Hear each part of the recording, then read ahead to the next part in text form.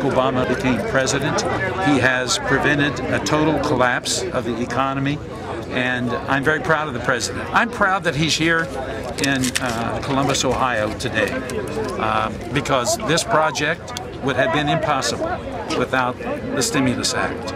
Across Ohio during this construction season, we will be spending more and creating more jobs than at any time in Ohio's ODOT history, by about a third.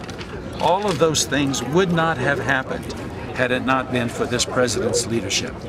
A lot of critics are talking about the private sector and how the economy's, or how the stimulus is affecting that. Can you comment about the private sector? Well, you know, in a time of a serious economic downturn, the private sector tends to retrench, as it did. And basically, I believe what has kept us from going into an ever deeper recession has been the public expenditures. Now, I understand that that's not the way it should be over the long term, but until the private sector is willing to take greater risks, make more investments, until credit becomes more available for private sector investment and expansion, I think it is critical that these public resources be expended. And we're seeing a turning around. The private sector is starting to regain confidence. More private sector investments are being made in Ohio. Jobs are being created by the private sector.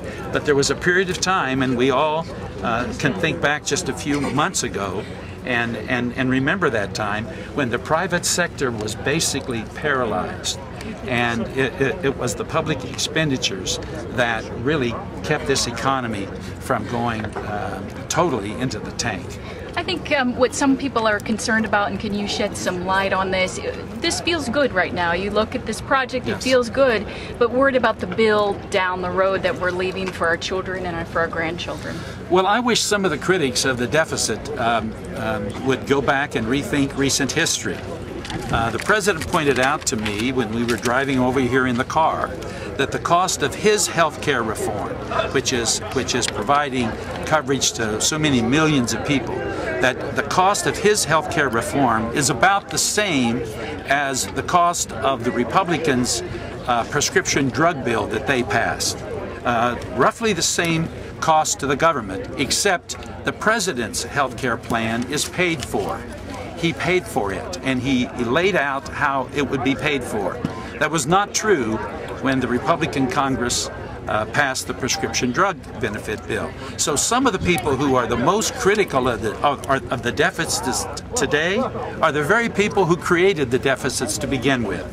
And the president is concerned about deficits, but he also understands that because of this recession, it's necessary to deal with these conditions as we move toward really making the structural changes that are going to be necessary to deal with the deficit long term. I remind everyone, when Bill Clinton left office, we had a balanced budget and we were paying down the debt. It was the Bush administration and a Republican House and Senate that insisted on declaring a war and being unwilling to pay for it, passing a prescription drug bill that was very costly and refusing to pay for it, simply relying upon deficit spending. This president is a responsible president who understands the needs of the current economy, and he is the guy that will get us to a state of financial and fiscal responsibility. But it's going to take time, because what he inherited was so bad that it has been difficult to turn it around in a year and a half. What did you talk about on the ride from the airport to here? Well, we talked about several things. I talked about the disaster request for the Toledo area where the tornado happened. The president said that he was thinking about that. He would consider the data that will be submitted to him. He will do everything he can to be helpful, but he has certain constraints regarding what the criteria is for such a declaration.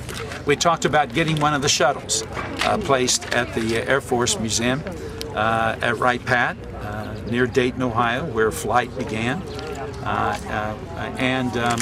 We talked about GE's building of the engine for the new fighter, and that's very important to Ohio because it involves well over 1,000 jobs, and it's important to Ohio. So I not only talked with him about those three things, I gave him written information about them so that his staff would have the information as they consider these concerns. Were you disappointed he only spent 90 minutes or less here in our area? No, you know, the president's responsible for the country, and in many ways he's responsible for what's happening around the world.